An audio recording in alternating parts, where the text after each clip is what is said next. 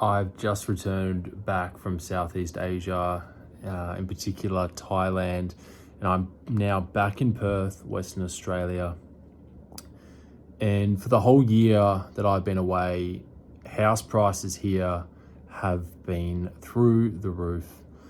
Put it this way, if a person like myself is getting paid $100,000 Australian to work, they are priced out of homes and can only afford about 5% of the homes on the Australian market. I am 26, turning 27 next year, and I can safely say I really don't see a future in Australia, let alone WA. We've had big changes in the world economy with Donald Trump being elected as the US president come January 20th. He will be making the big shot calls. And, that does put a lot of, question marks on what tariffs he's going to be putting on China. Of course, Australia are in bed with China quite deeply. We supply them with, lobsters, plenty of iron ore, natural gas. The list goes on. A lot of livestock trade, beef, blah blah blah. It's really coming under question, as to how much Trump is going to be shifting the world economy, and in particular how he's going to be dealing with BRICS, Russia and China and so forth. I just feel, as an Australian citizen coming back to my own country, that immigration is at an all-time high.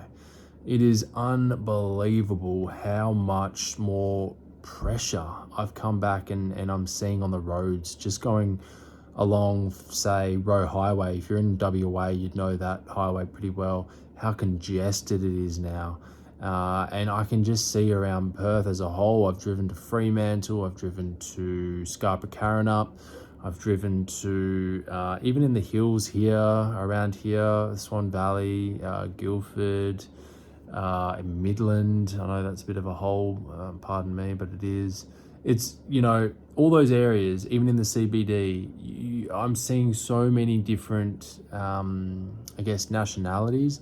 I'm all for that. I've got a Thai girlfriend. I'm not a, racist by any means, but I can just see that there are just so many more people from different races and cultures.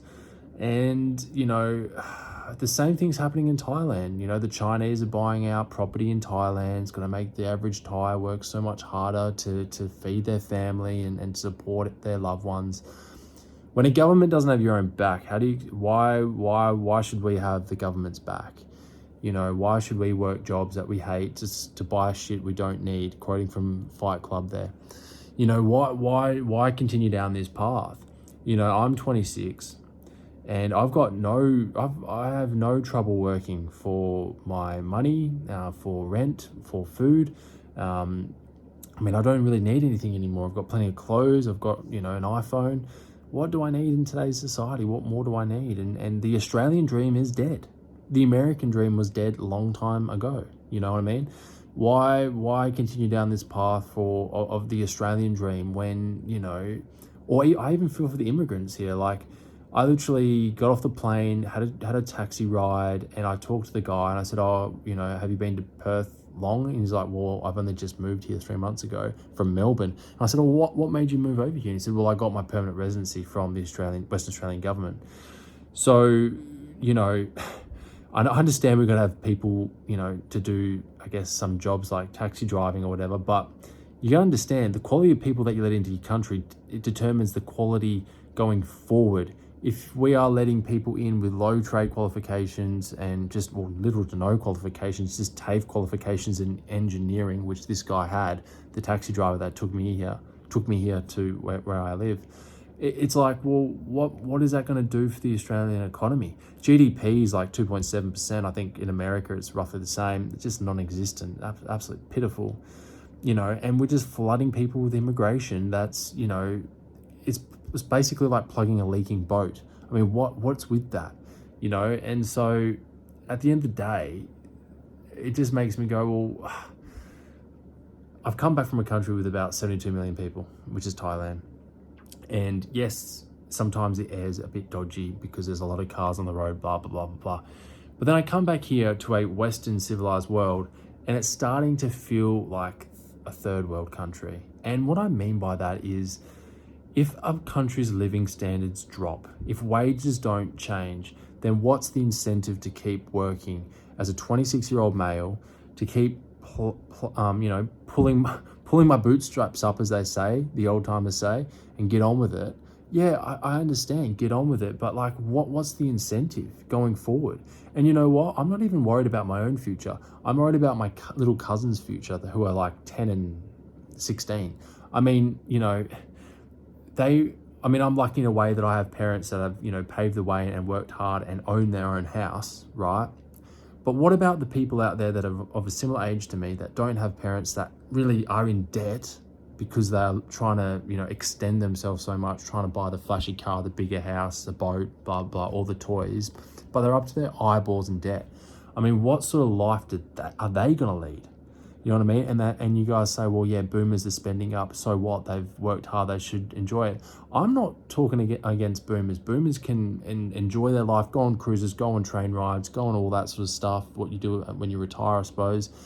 But it's the next generation that is going to suffer the most. They're going to suffer the most, 100%. And this is not me being dramatic. This is me just telling it how it is. And if it offends you, and if it makes you go, oh, what's this guy on about? Get on and work. Mate, I've been away for a year, which not a lot of people can do. I had the opportunity to buy a house, right? But I didn't want to. And yes, some people say, well, you've missed the boat, mate. Things have gone up like 50%, which they have. And I totally understand that, but I wasn't ready for it. And to be quite frank, to have no debts over a one person's head is the most liberating feeling ever. And I had to watch my dad for the last, 25 years, give or take, work and work and work and work and work. And he would say, I cannot wait until I pay off the mortgage. That was his little dangling carrot to keep working.